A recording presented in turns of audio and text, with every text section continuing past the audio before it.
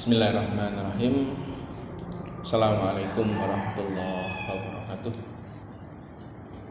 Asyhadu an la ilaha illallah wahdahu la syarikalah wa asyhadu anna Muhammadan abduhu wa rasuluh la nabiyya ba'dah. Allahumma shalli wa sallim wa barik ala sayyidina Muhammadin an-nuridati wa syiri sarifi syaril asma'i wa sifati wa ala alihi wa sahbihi wa barik wa sallim. Rabbi israhli sadri wa syiril amri wahlul 'uqdatam min lisani yafqahu qawli. Amma ba'd.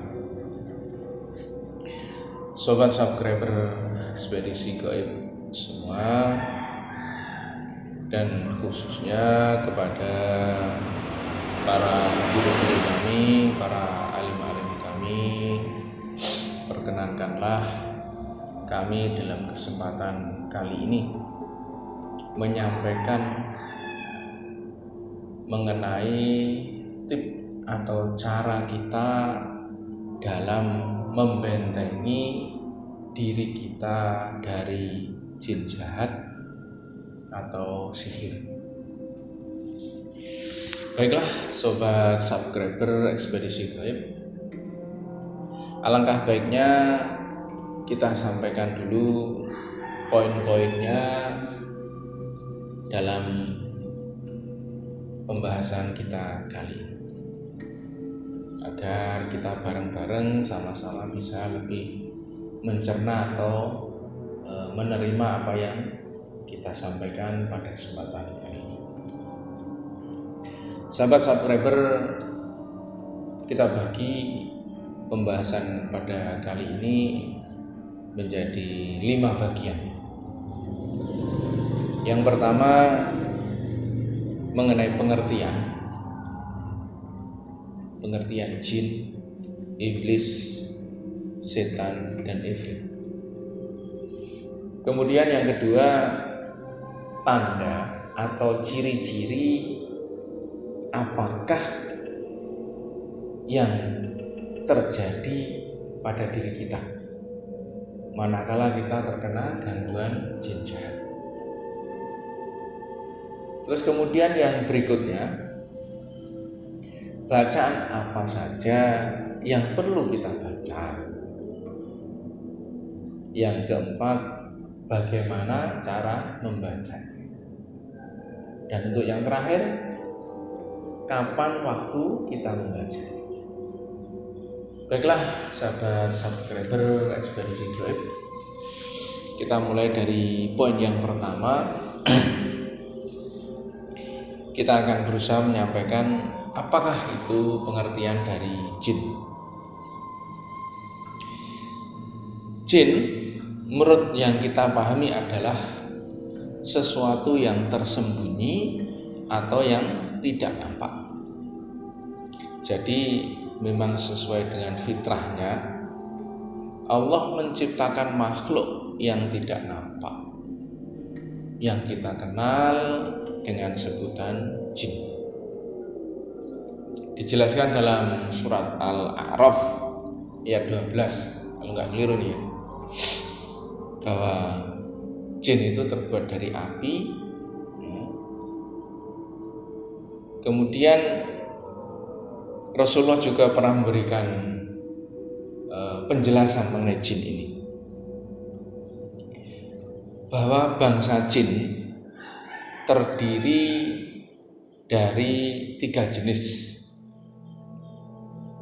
Ada yang bersayap seperti hanya burung yang berterbangan di udara. Terus kemudian ada yang berupa ular dan anjing. Terus kemudian ada pula jin yang menempati suatu daerah dan berjalan seperti layaknya kita manusia. Dalam riwayat lain dijelaskan ada juga jenis jin yang disebut dengan al-ghilan, yakni jin ini mampu berubah berbagai rupa dan bentuk. Mungkin kalau kita kenal dengan sebutan siluman. Terus kemudian yang berikutnya Iblis. Iblis adalah julukan nenek moyang bangsa jin. Jelaskan dalam surat Al-Kahfi ayat 50 yang kita tahu semuanya bahwa iblis ini awalnya bernama Azazil, atau mungkin orang pernah mengenal dengan sebutan Nail. Ya. Setelah melakukan pembangkangan terhadap perintah Allah, maka iblis jin ini kemudian disebut dengan iblis. Kemudian yang berikutnya adalah setan. Apakah setan? Setan adalah sifat atau gelar. Jadi setan bukanlah makhluk, yakni sifat atau gelar pembangkangan terhadap perintah Allah. Maka itulah yang dinamakan setan. Seperti halnya munafik. Munafik bukan makhluk, tapi munafik adalah sifat. Seperti itu. Terus kemudian ifrit, pengertian ifrit. Ifrit adalah kaum cendekiawan atau bangsawan dari golongan jin. Kaum ini dikenal dengan kecerdikan dan kekuatannya. Mungkin sahabat subscriber bisa lihat di Quran surat An-Naml ayat 30. Mungkin di situ akan ada penjelasannya. Kita tahu ada jin baik, jin muslim, ada jin jahat. Jin jahat inilah yang mempunyai sifat setan. Di Jawa kita kenal dengan adanya pocong lah, kuntilanak, gendruwo lah, wedon atau medon dan lain-lain. Itu semua adalah macam-macam dari jenis atau bentuk jin. Tapi intinya jin adalah komunitas dari iblis, dari ifrit, dan jin-jin yang kita kenal. Kemudian yang kedua, poin yang kedua maksud saya, tanda atau ciri-ciri apakah yang kita rasakan jika kita terkena jin jahat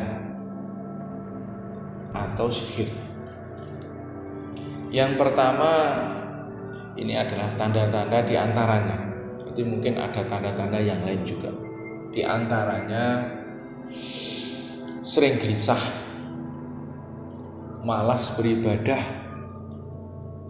cemas dan berlebihan, terlalu takut. Bahkan kita juga sering merasakan sakit yang tidak biasa. Mungkin kita sudah cek ke dokter, ke sana ke sini, namun oleh dokter dinyatakan sehat. Tapi kita masih bisa merasakan sakitnya dalam tubuh kita. Di antaranya itu. Kemudian, apakah memang benar jin itu bisa menyebabkan seseorang itu sakit? Nah, ini pertanyaan yang mungkin sahabat-sahabat subscriber Ekspedisi Gaib bertanya. Mungkin sahabat-sahabat subscriber bisa browsing di Google, ketik aja Ummu Sibyan. Insya Allah di situ nanti akan ada beberapa penjelasan bagaimana satu golongan jin atau jenis jin yang menyebabkan seseorang itu sakit. Oke, kita lanjut aja.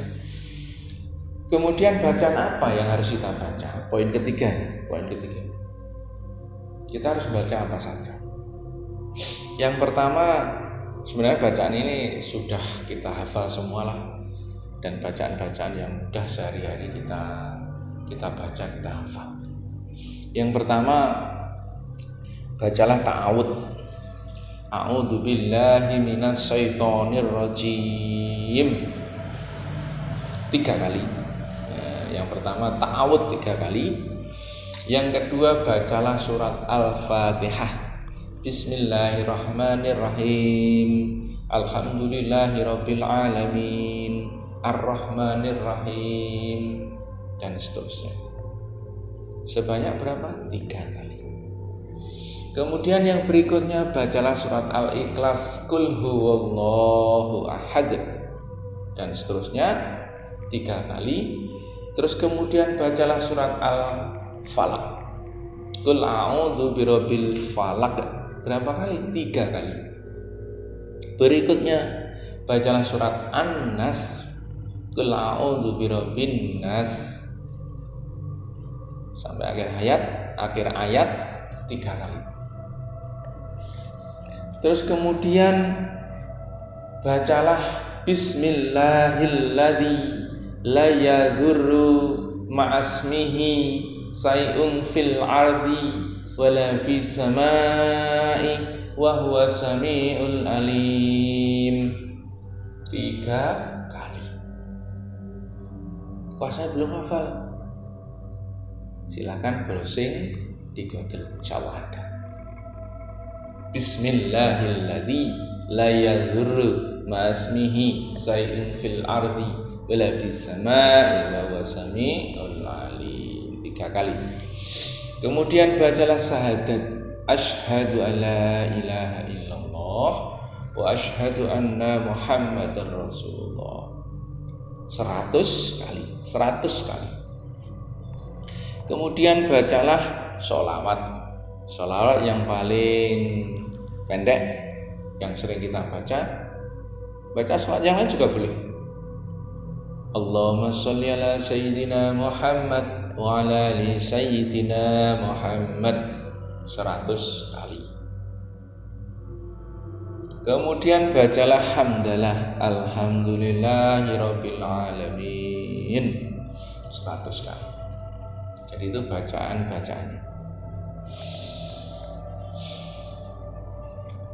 Kemudian poin yang keempat, bagaimanakah cara mengamalkannya? Setelah tahu bacaannya, bagaimana kita mengamalkannya? Oke. Sahabat subscriber Ekspedisi Gaib, yang kita maksud dengan membaca, mohon maaf ini kita sedikit ada penekanan. Yang kita maksud dengan membaca adalah melafadzkan atau membunyikan bacaan itu minimal telinga kita sendiri mendengar dengan jelas. Jadi minimal telinga kita mendengar dengan jelas. Kalau dibaca pelan, bolehkah? Boleh. Tapi menurut pemahaman kami, menurut hemat kami, nanti tidak akan berhasil dengan sempurna. Mungkin bisa kami contohkan. Jika kita mempunyai minyak wangi, sebotol minyak wangi.